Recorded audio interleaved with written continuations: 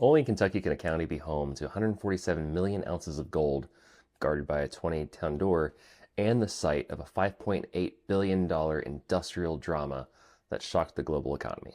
Hi, I'm Michael, and I'm learning a little bit more about Kentucky, one county at a time, all 120 of them. And today, I'm learning about Hardin County. If you haven't already, I do hope that you check out the other counties I've covered. They're all listed in the playlist on my profile. If I haven't covered yours yet, I'll get to it soon.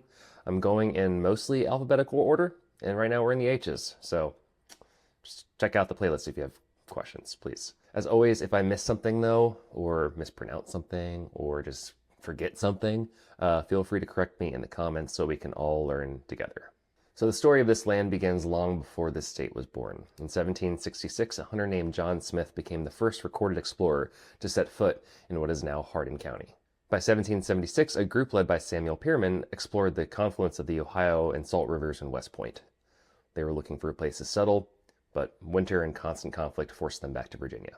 Permanent settlement finally took hold in 1780. Three pioneers, Andrew Hines, Thomas Helm, and Jacob Van Meter, built three separate fortresses within 1 mile of each other in an area they called Severns Valley. This was the only settlement between Louisville and the Green River. If you can imagine, life was brutal. In 1792, just before the county was formed, a band of 15 Indians attacked the settlement, killing 2 women and 5 children. A local man named Patrick Brown led a group of settlers to track them down, eventually killing all but one of the attackers in a desperate act of frontier justice. In November 1792, the Kentucky legislature officially created Hardin County. It was the 15th county in the state, carved out of Nelson County. They named it for Colonel John Hardin. He was a Continental Army officer and veteran of the Revolutionary War. Tragically, Hardin never saw the county named after him. Of course, he was murdered in May of 1792 while serving as a peace envoy to the Miami tribes in Ohio. The county seat, Elizabethtown, was legally established in 1797. And who's Elizabeth? Well, Elizabeth Hines, the wife of the fortress builder Andrew Hines. He donated 30 acres of land for the public square and named the town as a tribute to her. Around that same time, West Point was founded in 1796 by James Young. He built a brick house and an inn that still stands today. Because it was the westernmost English-speaking settlement downstream from Louisville at the time, it became a strategic jumping-off point. In 1803, Meriwether Lewis and William Clark stopped in West Point to recruit John Shields. Shields was a blacksmith who became one of the 9 young men from Kentucky that made the entire expedition to the Pacific possible. In the early 1800s, a young carpenter named Thomas Lincoln moved to E-Town. He lived in a cabin on the square and helped build a mill race on Valley Creek. He married Nancy Hanks in 1806, and they had their first child, Sarah, right there in E-Town in 1807. They eventually moved to a farm where Abraham Lincoln was born. But the Hardin County connection didn't end there. Thomas Lincoln actually built the Hardin Thomas House, which you can still visit at the Lincoln Heritage House.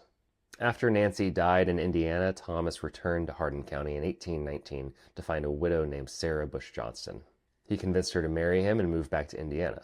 Sarah is the unsung hero of American history, possibly. She brought a stash of books from E-Town and insisted that young Abe get an education. Lincoln himself called her his angel mother, and the intellectual spark that defined his presidency was lit by a woman from Hardin County.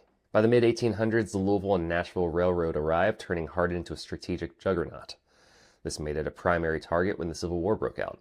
In 1861, Union General William Sherman was headquartered at Fort Duffield in West Point. When he told the Secretary of War he would need 200,000 troops to hold the line in Kentucky, the government literally declared him insane and stripped him of his command.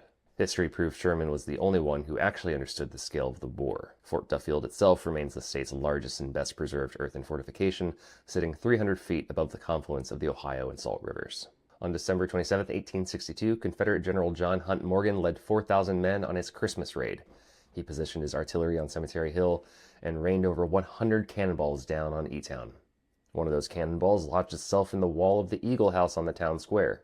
When the building burned down in 1887, the locals were so proud of that scar that they replaced the cannonball in the exact same spot in the new brickwork, and it's still there today. In the late 1800s, other communities began to find their names. Sonora was a railroad camp originally called Bucksnort because of the locomotive sounds. Vine Grove was named for the thick wild grapevines that covered the creek. Cecilia was originally called Cecilian Junction, the spot where 2 major rail lines crossed. Rineyville was named for Zachariah Riney, Lincoln's first teacher.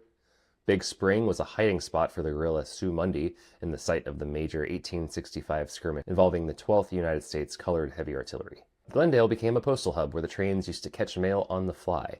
So you think about timing on this. A catcher pouch was hung on the mail next to the tracks, and as the train roared through at full speed, a mechanical arm would reach out and snatch the bag. And at the same time, the worker on the train would toss out a bag of incoming mail. It was a high-speed game of catch that kept rural Kentucky connected to the world. And by the way, Glendale was also the site of the first Women's Suffrage Association in Kentucky in 1867. In 1918, destiny changed again. The government established Camp Henry Knox, named the Revolutionary War artillery chief. By 1932, it was a permanent post, and in 1936, they built the U.S. Bullion Depository. In the 1930s, armored trains moved 13,000 metric tons of gold into the vault under the cover of night. And during World War II, the vault didn't just hold gold. It protected the original Constitution, the Declaration of Independence, and even the Magna Carta for potential Axis invasion. In West Point, you can find the rehabilitation of the 1926 Rosenwald School, one of the historic buildings funded by philanthropist Julius Rosenwald, to ensure black children in the rural South could get a quality education during the era of segregation. In 1956, the city of Radcliffe was incorporated. It was named for Major William Radcliffe, who supervised the construction of the military camp. Radcliffe has grown into a global city fueled by the diverse families of Fort Knox. By 2005, the county seat got a global spotlight when Orlando Bloom and Kirsten Dunst starred in the movie Elizabethtown. It's a story about family failure and a second chance in Kentucky, and while the movie captures the soul of a Kentucky funeral it wasn't actually filmed in E-Town. Most of it was shot in Louisville and Versailles because the real E-Town had become a little bit more of a modern commercial hub, losing some of that vintage film set look that they were going for. And now we can talk about some recent drama that has the whole state talking. For years, the town of Glendale was told it was the center of a new industrial revolution. In 2021, Ford and their South Korean partner SK Innovation announced a massive $5.8 billion project called Blue Oval SK. It was supposed to be the world's largest electric vehicle battery plant, creating 5,000 jobs. It was going to be right here in Kentucky.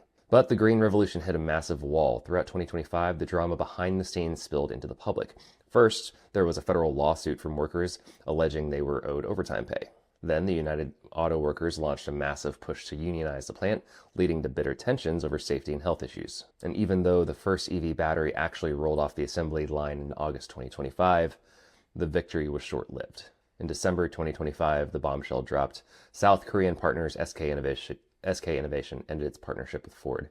The joint venture dissolved, and Ford announced it was pivoting away from EV cars entirely at that location. They laid off nearly 1,600 workers and announced they were turning the massive factory into a battery storage business for utility companies and data centers. Essentially, the EV battery dream for Glendale died before it even really became a reality. And now the state is back at the table, renegotiating a more lucrative incentive package because Kentucky taxpayers are still on the hook for a project that looks nothing like what was originally promised. So from the walls of Fort Duffield to the high security gates of the Gold Vault, Hardin County might be considered the iron safe of Kentucky. It guards the gold, it guards the history of the Lincoln family, and right now it's guarding a lot of unanswered questions about its industrial future. So that's Hardin County. What'd I get wrong this time?